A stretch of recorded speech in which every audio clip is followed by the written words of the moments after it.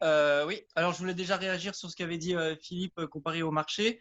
Pour les masques, comme quoi que les commerçants, du coup, ils l'enlevaient. Alors c'est très compliqué de garder un masque pendant 8 heures lorsqu'on parle avec une autre personne qui a un masque. Parce que moi, étant à la poissonnerie, je fais ça toute la journée. Au bout de 2 heures, on l'enlève. Parce qu'en fait, on essaie de parler plus fort, et à la fin de la journée, on est fatigué. Enfin voilà, clairement. Donc moi, même moi le premier, hein, j'ai toujours le masque qui arrive toujours là à la fin de la journée. Les clients me disent non, faut pas le mettre comme ça. C'est compliqué hein, de parler avec quelqu'un qui a un masque, d'avoir le masque et de se comprendre. Et je voulais aussi poser une question, c'était sur les tests, parce que du coup, bah, on entend souvent les gens qui disent que du coup, les SAMU et tout ça, ils leur disent de rester chez eux et de rester enfermés une fois qu'ils ont peut-être contracté.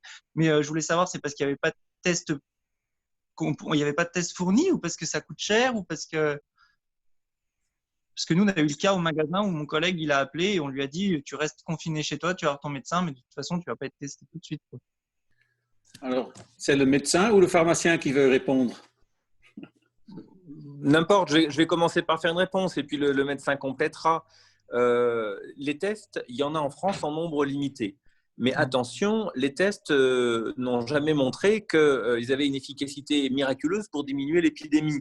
Il faut savoir qu'aujourd'hui, les tests qui sont pratiqués pour détecter s'il y a du virus, c'est ce qu'on appelle des tests par PCR. Et ils ont un taux de faux négatifs, c'est-à-dire de gens qui sont diagnostiqués comme négatifs, mais qui en fait ont le virus, qui est important, qui est estimé à 30%.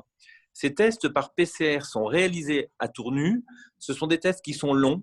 Alors, coûteux, c'est remboursé par la sécurité sociale à 100% et ça coûte 50 €. Je parle de ceux qui sont faits à tour nu ou à Mâcon. Aujourd'hui, ces tests, c'est pas qu'il en manque, c'est qu'ils peuvent être faits dans des quantités limitées parce que c'est des tests qui sont longs à réaliser, qui demandent du temps. Ils sont réservés aux personnes de plus de 70 ans ou aux personnes qui ont des facteurs de risque. C'est-à-dire qu'on ne va pas tester des gens qui ont des symptômes de coronavirus et qui ont moins de 70 ans ou qui n'ont pas de facteurs de risque. Tout simplement parce qu'il faut faire des choix, parce qu'effectivement, on ne peut pas tester tout le monde. Il faut bien différencier les deux types de tests dont on parle en ce moment sur les chaînes de télévision. Les tests par PCR qui déterminent s'il y a une charge virale dans les organismes, qui ne sont pas très fiables. Donc, je ne suis pas certain, moi, qu'il y ait un intérêt à faire des tests à l'échelle d'une population comme la ville de Tournu, par exemple, avec 30% de faux négatifs, ça pourrait nous induire plus en erreur qu'autre chose. Et sont en train d'être développés une deuxième sorte de tests, qui sont les tests sérologiques, qui, eux, sont beaucoup plus intéressants à long terme parce qu'ils vont déterminer les personnes qui ont une immunité contre le virus et ceux qui pourront, par exemple, reprendre facilement une activité normale sans prendre le risque d'infecter d'autres personnes. Voilà, donc voilà un petit peu pour répondre aux questions. Donc effectivement, quelqu'un qui a moins de 70 ans et qui n'a pas de facteur de risque et qui présente des symptômes de coronavirus ne va pas être testé aujourd'hui en France. D'accord. Docteur Canard, quelque chose à ajouter?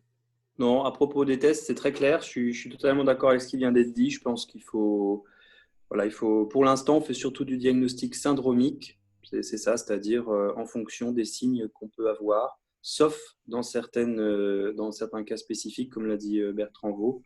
Effectivement, les gens les plus âgés ou même on pourrait parler des personnels soignants puisque ça permet un retour plus rapide au travail. Enfin, c'était aussi une volonté politique. Voilà. Et je pense qu'après, la discussion, c'est de faire des sérologies. Ça aussi, je suis d'accord, c'est-à-dire détecter si on est face à un autre type de test. Mais encore une fois, ça va être soumis à la capacité en France de faire tout ça. Hein. Je pense que il me semble que dans son discours, le président a été clair. On va monter en charge progressivement et on attend à ce que on soit en capacité de le faire nous-mêmes. Parce que nos voisins, les Allemands, avaient déjà ces capacités de le faire, je crois. Oui, parce que là, du coup, c'est ce qu'on se dit quand même. Enfin, moi qui vois souvent des personnes, je me dis, bah, la personne qui est testée et qui, du coup, peut sortir de chez elle, enfin, qui n'est pas testée, qui peut sortir de chez elle, c'est celle qui peut le plus. Du coup, à chaque fois, on se pose la question, dès qu'on voit quelqu'un qui tousse, c'est vrai qu'on évite. Ça fait un peu la peur générale. Alors, quelqu'un qui est testé négatif un jour peut être positif le lendemain. Pour autant, est-ce qu'il faut tester quelqu'un tous les jours? Parce que vous êtes testé négatif, puis 2 minutes après, vous croisez quelqu'un et c'est là où vous êtes positif. Donc, je pense que les tests, il faut les imaginer comme étant une aide pour proposer un déconfinement, dans des populations, dans des localités, pour essayer de comprendre comment le virus a circulé.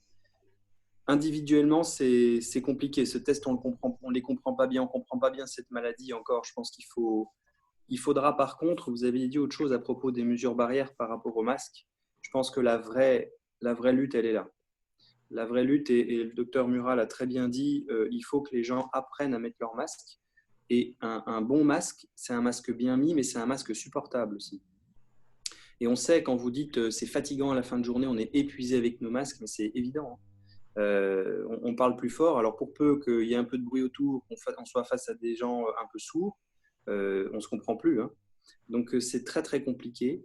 Mais il va falloir quand même imaginer que ces mesures barrières, elles vont devoir être maintenues au moins jusqu'à ce qu'on ait un vaccin. Moi, c'est ce que je pense. Donc, ça peut durer pour les plus optimistes un peu moins d'1 an, pour les plus pessimistes 18 mois, 1 an et demi. Donc, je dirais que ma réponse par rapport au masque, c'est il faut trouver une solution, il faut trouver une manière de faire. C'est normal, dans notre service, quand on a soif, on boit. Donc, il faut savoir poser le masque, il faut savoir… voilà, c'est des gestes qu'il faut apprendre à faire et c'est pas si simple. C'est pas si simple. Pour les masques, si je peux intervenir un peu pour ces histoires de masques, parce que j'entends des confrères à moi, pharmaciens, qui s'expriment sur les médias nationaux sur les masques et qui disent en particulier les pharmaciens n'ont pas le droit de commander des masques alors qu'on pourrait.